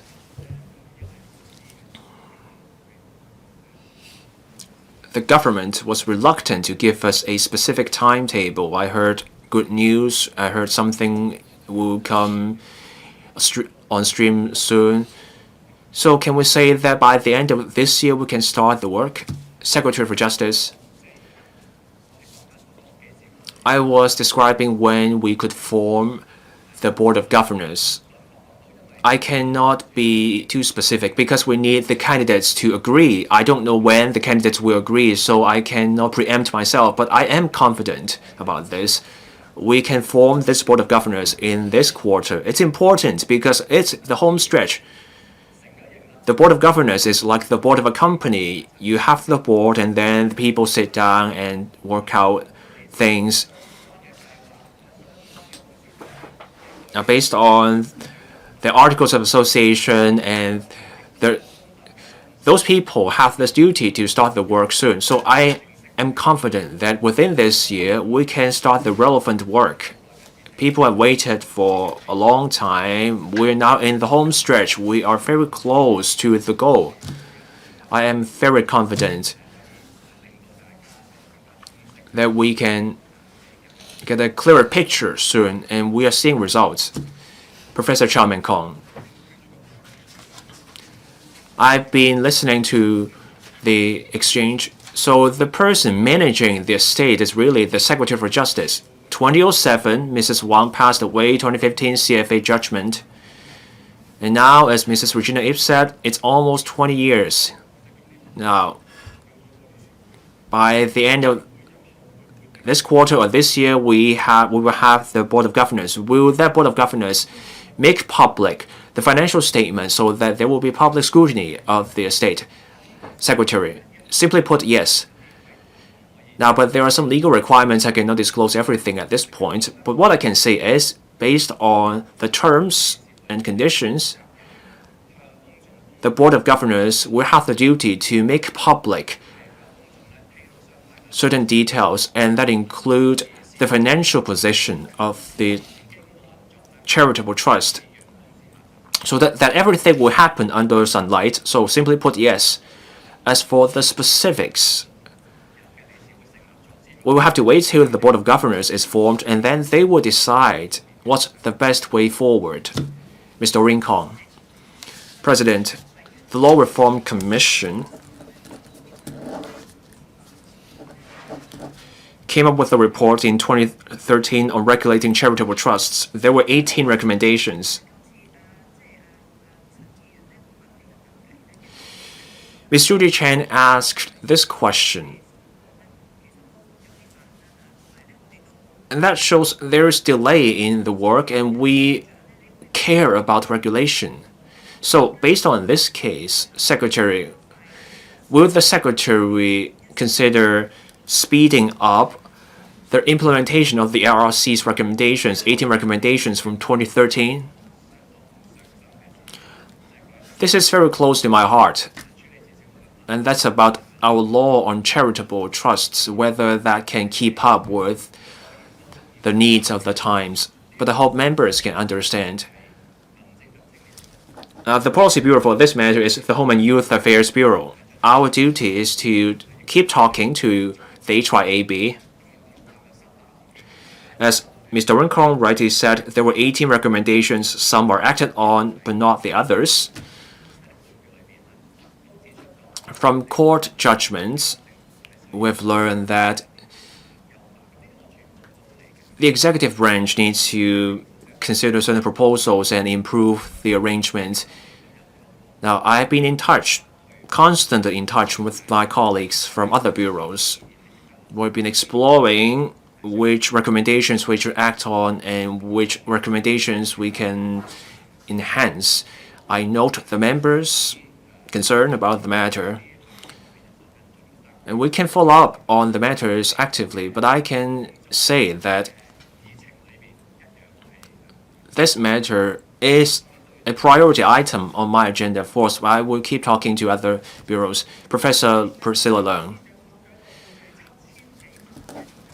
I welcome a figure mentioned by the Secretary for Justice, $70 million. That money went to charitable causes. Can the Secretary tell us which causes that money went to? Secretary, Now, based on the court order, the interim administrators exercised their discretion in granting the money. So we don't have the details at this point. The court has exercised oversight over all that. The money went to charity causes, but I don't have the details myself, so I am unable to answer that question. 收到。